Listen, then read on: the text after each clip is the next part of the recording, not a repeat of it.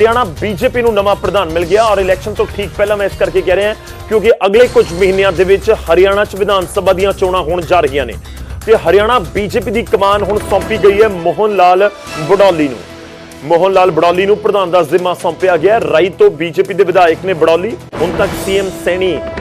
ਜ਼ਿੰਮਾ ਸੰਭਾਲ ਰਹੇ ਸੀ ਪ੍ਰਧਾਨ ਦਾ। ਸੋਨੀਪਤ ਤੋਂ ਲੋਕ ਸਭਾ ਚੋਣਾਂ ਹਾਰੇ ਸਨ ਬਡੌਲੀ ਤੇ ਹੁਣ ਉਹਨਾਂ ਨੂੰ ਪ੍ਰਧਾਨ ਦੀ ਜ਼ਿੰਮੇਵਾਰੀ ਦਿੱਤੀ ਗਈ ਹੈ। ਨਾਮ ਬਹੁਤ ਸਾਰੇ ਸੀ ਕਿਉਂਕਿ ਪਹਿਲਾਂ ਨਾਇਬ ਸਿੰਘ ਸੈਣੀ ਦੇ ਕੋਲ ਹੀ ਇਹ ਪੂਰਾ ਜ਼ਿੰਮਾ ਸੀ ਪ੍ਰਧਾਨ ਦਾ ਤੇ ਉਸ ਤੋਂ ਬਾਅਦ ਕਿਉਂਕਿ ਉਹਨਾਂ ਨੂੰ ਮੁੱਖ ਮੰਤਰੀ ਬਣਾ ਦਿੱਤਾ ਗਿਆ। ਮਨੋਹਰ ਲਾਲ ਖੱਟਰ ਦੇ ਨਾਮ ਦੀ ਖੂਬ ਚਰਚਾ ਹੋਈ ਪਰ ਉਹਨਾਂ ਨੂੰ ਲੋਕ ਸਭਾ ਲੜਵਾਈ ਗਈ ਕਰਨਾਲ ਤੋਂ ਤੇ ਉਸ ਤੋਂ ਬਾਅਦ ਮਨੋਹਰ ਲਾਲ ਖੱਟਰ ਪਹੁੰਚ ਗਏ ਲੋਕ ਸਭਾ ਤੇ ਹੁਣ ਕੇਂਦਰ ਦੇ ਵਿੱਚ ਮੰਤਰੀ ਵੀ ਨੇ ਤੇ ਇਸ ਵਿਚਾਲੇ ਚਰਚਾ ਬਹੁਤ ਸੀ ਕਿ ਕਿਸ ਨੂੰ ਪ੍ਰਧਾਨ ਦੀ ਜ਼ਿੰਮੇਵਾਰੀ ਸੌਂਪੀ ਜਾਂਦੀ ਹੈ। ਔਰ ਉਸ ਸਮੇਂ ਜਦੋਂ ਇੱਕ ਬਹੁਤ ਵੱਡਾ ਚੈਲੰਜ ਸਾਹਮਣੇ ਖੜਾ ਹੈ, 10 ਸਾਲ ਸਰਕਾਰ ਚਲਾਉਂਦੇ ਨੂੰ ਬੀਜੇਪੀ ਨੂੰ ਇਸ ਸਮੇਂ ਹਰਿਆਣਾ ਦੇ ਵਿੱਚ ਤਕਰੀਬਨ 10 ਸਾਲ ਹੋ ਚੁੱਕੇ ਨੇ ਔਰ ਅਗਲੇ 1-2 ਮਹੀਨਿਆਂ ਦੇ ਵਿੱਚ ਉੱਥੇ ਵੋਟਾਂ ਪੈਣ ਜਾ ਰਹੀਆਂ ਨੇ। ਅਕਤੂਬਰ ਤੱਕ ਵੋਟਾਂ ਦਾ ਜਿਹੜਾ ਅਮਲ ਹੈ ਉਹ ਪੂਰਾ ਹੋ ਜਾਏਗਾ, ਯਾਨੀ ਕਿ ਜੁਲਾਈ ਚੱਲ ਰਿਹਾ ਹੈ, ਅਗਸਤ, ਸਤੰਬਰ, ਅਕਤੂਬਰ, ਅਗਲੇ 2 ਤੋਂ 3 ਮਹੀਨੇ ਬਿਲਕੁਲ ਇਲੈਕਸ਼ਨ ਮੋਡ ਦੇ ਵਿੱਚ ਹਰਿਆਣਾ ਪੂਰਾ ਨਜ਼ਰ ਆਏਗਾ। ਤੇ ਇਸ ਵਿਚਾਲੇ ਪ੍ਰਧਾਨ ਬਦਲਿਆ ਗਿਆ ਤੇ ਮੋਹਨ ਲਾਲ ਬਡੌਲੀ ਨੂੰ ਪ੍ਰਧਾਨ ਬਣਾ ਦਿੱਤਾ ਗਿਆ। ਪ੍ਰਧਾਨ ਦਾ ਜ਼ਿੰਮਾ ਉਹਨਾਂ ਨੂੰ ਸੌਂਪਿਆ ਗਿਆ। ਰਾਈ ਤੋਂ ਬੀਜੇਪੀ ਦੇ ਵਿਧਾਇਕ ਨੇ ਔਰ ਸੋਨੀਪਤ ਤੋਂ ਲੋਕ ਸਭਾ ਚੋਣ ਉਹਨਾਂ ਨੇ ਲੜੀ ਸੀ, ਇਸ ਵਾਰ ਹਾਰ ਗਏ ਨੇ ਕਿਉਂਕਿ 5 ਸੀਟਾਂ ਹੀ ਬੀਜੇਪੀ ਦੇ ਖਾਤੇ ਦੇ ਵਿੱਚ ਆਈਆਂ ਤੇ ਨਾਮ ਬਹੁਤ ਸਾਰੇ ਚਰਚਾ ਦੇ ਵਿੱਚ ਪਿਛਲੇ ਕੁਝ ਦਿਨਾਂ ਦੇ ਵਿੱਚ ਰਹੇ ਨੇ ਕਿ ਹਰਿਆਣਾ ਬੀਜੇਪੀ ਦੀ ਕਮਾਨ ਕਿਸ ਨੂੰ ਸੌਂਪੀ ਜਾਂਦੀ ਹੈ ਕਿਉਂਕਿ ਮੁੱਖ ਮੰਤਰੀ ਦੇ ਅਹੁਦੇ ਦੇ ਉੱਤੇ ਨਾਇਬ ਸੈਣੀ ਪਹੁੰਚੇ ਤਾਂ ਉਹ ਤਕਰੀਬਨ ਪੱਕਾ ਸੀ ਕਿ ਉਹਨਾਂ ਨੂੰ ਤਾਂ ਇਸ ਜ਼ਿੰਮੇਵਾਰੀ ਤੋਂ ਫਾਰਗ ਕਰ ਦਿੱਤਾ ਜਾਏਗਾ ਤਾਂ ਕਿ ਇਹ ਆਮ ਤੌਰ ਤੇ ਪਾਰਟੀਆਂ ਇਸ ਤਰੀਕੇ ਨਾਲ ਰੱਖਦੀਆਂ ਨੇ ਕਿ ਜਿਹਦੇ ਕੋਲ ਸਰਕਾਰ ਦੇ ਵਿੱਚ ਕੋਈ ਅਹੁਦਾ ਹੈ ਔਰ ਵੱਡਾ ਅਹੁਦਾ ਮੁੱਖ ਮੰਤਰੀ ਵਰਗਾ ਤਾਂ ਉਸ ਨੂੰ ਪ੍ਰਧਾਨਗੀ ਵਾਲੇ ਜਥੇਬੰਦਕ ਢਾਂਚੇ ਦੀ ਜਿਹੜੀ ਪੂਰੀ ਜ਼ਿੰਮੇਵਾਰੀ ਹੈ ਉਸ ਤੋਂ ਥੋੜਾ ਜਿਹਾ ਫਾਰਗ ਰੱਖਿਆ ਜਾਵੇ। ਤਾਂ ਨਾਇਬ ਸੈਣੀ ਪਹਿਲਾਂ ਕਿਉਂਕਿ ਲੋਕ ਸਭਾ ਉਹਨਾਂ ਨੇ ਜਿੱਤੀ ਸੀ 2019 ਦੇ ਵਿੱਚ ਪਰ ਫਿਰ ਉਹਨਾਂ ਨੂੰ ਬਿਲਕੁਲ ਲੋਕ ਸਭਾ ਇਲੈਕਸ਼ਨ ਤੋਂ ਪਹਿਲਾਂ ਜਿਹੜਾ ਸੀਐਮ ਬਣਾ ਦਿੱਤਾ ਗਿਆ। ਪ੍ਰਧਾਨਗੀ ਉਹਨਾਂ ਦੇ ਕੋਲ ਸੀ, ਹੁਣ ਪ੍ਰਧਾਨਗੀ ਤੋਂ ਫਾਰਗ ਹੋ ਚੁੱਕੇ ਨੇ ਤੇ ਬਡੌਲੀ ਨੂੰ ਪ੍ਰਧਾਨ ਬਣਾ ਦਿੱਤਾ ਗਿਆ ਹੈ। ਤਾਂ ਅਹਿਮ ਖਬਰ ਹੈ, ਅਹਿਮ ਖਬਰ ਤੁਸੀਂ ਇਸ ਦਾ ਅੰਦਾਜ਼ਾ ਲਗਾ ਸਕਦੇ ਹੋ ਕਿ ਅਗਲੇ 2 ਤੋਂ 3 ਮਹੀਨਿਆਂ ਦੇ ਵਿੱਚ ਇਲੈਕਸ਼ਨ ਹੋਣ ਜਾ ਰਿਹਾ ਹੈ ਜਿੱਥੇ ਜਿਹੜੇ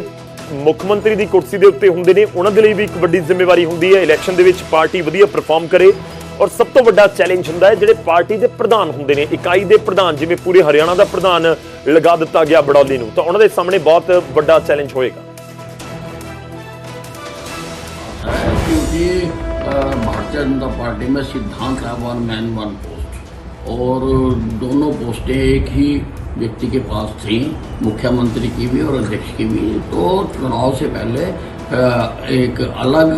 अध्यक्ष बनाना बहुत आवश्यक था और बहुत अच्छी बात है। एक्सपीरियंस आदमी है और पहले महामंत्री भी रहे हैं, विधायक भी हैं और मुझे लगता है कि इससे पार्टी को बहुत फायदा हो। रुख करते हैं साडे सहयोगी अंकित दुधानी इस समय साडे नाल जुड़ रहे हैं इस होर खबर ते ज्यादा जानकारी दे नाल। अंकित, इलेक्शन से ठीक पहले इसको किस तरह से देखा जाए और जो नाम बहुत रेस में आगे चल रहे थे कहीं ना कहीं उनको भी पीछे छोड़ते हुए बडौली आगे बढ़े और अध्यक्ष की कुर्सी तक पहुंच गए हैं। क्या ये समझा जाए कि अलग अलग जो नाराजगी नायब सैनी के मुख्यमंत्री बनने के ऊपर नजर आई थी कहीं ना कहीं उनको विराम लगेगा बडौली को अध्यक्ष बनाने पर?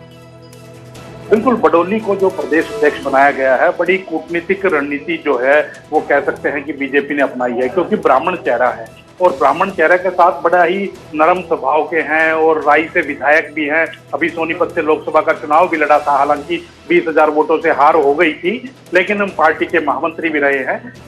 जिस तरह से हरियाणा के अंदर जो सरकार है, बीजेपी की सरकार है, वो कहीं ना कहीं एक वर्ग को अलग करके और फिर जो चुनाव लड़ना चाह रही है क्योंकि वो वर्ग जो है वो वोट बैंक नहीं है बीजेपी का, तो उसी लिए कहीं ना कहीं ओम प्रकाश धनखड़ या कैप्टन अभिमन्यु या सुभाष बराला जो कि नाम लगातार चल रहे थे उनको प्रदेश अध्यक्ष ना बना करके और जो दाव है मोहनलाल बडौली पर खेला है। अब क्योंकि लोकसभा से पहले ही ये पद खाली हो गया था लोकसभा चुनाव से, लेकिन उस समय कम बचा था क्योंकि नायब सिंह सैनी खुद प्रदेश अध्यक्ष थे, तो लोकसभा चुनाव दोनों पद नायब सिंह सैनी के पास ही रहे, मुख्यमंत्री का भी और प्रदेश अध्यक्ष का भी, और वो चुनाव लड़ा। हालांकि 5 सीट मिली बीजेपी को, लेकिन अब विधानसभा का चुनाव में महत्वपूर्ण हो जाता है कि प्रदेश अध्यक्ष अलग हो, इसीलिए अब ये घोषणा कर दी गई है और इसका कहीं ना कहीं फायदा जो है वो मिलता हुआ नजर आएगा हरियाणा के अंदर, क्योंकि ब्राह्मण मैंने बताया कि समुदाय से वो आते हैं और एक बड़ा वोट बैंक हरियाणा के अंदर ब्राह्मण समुदाय का है। जी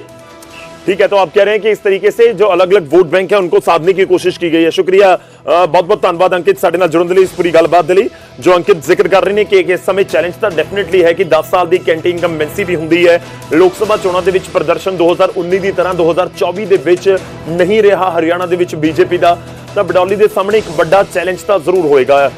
एक ब्राह्मण चेहरे नूं अगे किया गया है और हुण तक जिहड़ियां पार्टियां जदों भी कोई अहुदे दे उत्ते किसी शख्स नूं लगाउंदियां ने तो हर तरीके के समीकरण ध्यान दे विच रखे जाते हैं।